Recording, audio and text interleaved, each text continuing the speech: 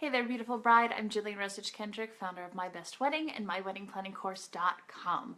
Welcome to Wedding Wednesday, or actually, today is Thursday, so welcome to Wedding Thursday. I promised yesterday that since I had to do an earlier Wedding Wednesday, that I would do an encore tonight just for you. So I'm super excited to be here, and I hope that you are too.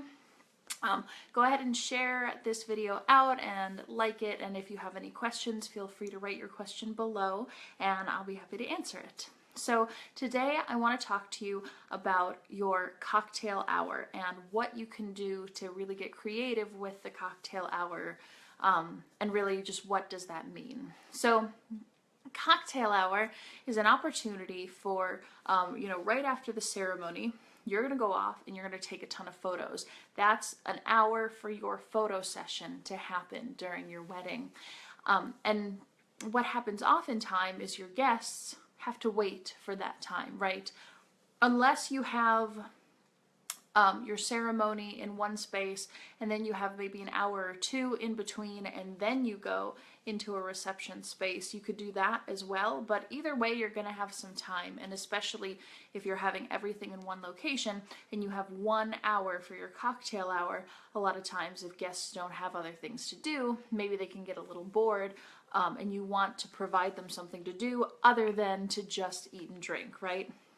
So I have a few tips for you, and I think you're really going to enjoy them. So one thing that you can do is so in the South, what we have is what we call cornhole, and when I lived up north, we call it bags or bag toss. A friend of mine referred to it as bag in the hole, but you can do something like that, and you can have games set up at your cocktail hour that your guests can play with so that they're not bored. They're not just kind of looking on Facebook and wondering when everything is going to be done, right? You definitely don't want that. So you can check out looking into games or doing something like that. Something else really fun that I loved is you can create cards, and on the card you can say, things that you might not have known about the bride and things that you might not have known about the groom, and then you can list in bullet points or however you want to set it up. You can list different things like plays the saxophone, used to play soccer, is got a 1600 on your SATs, or just something unique about you that your guests would love to hear.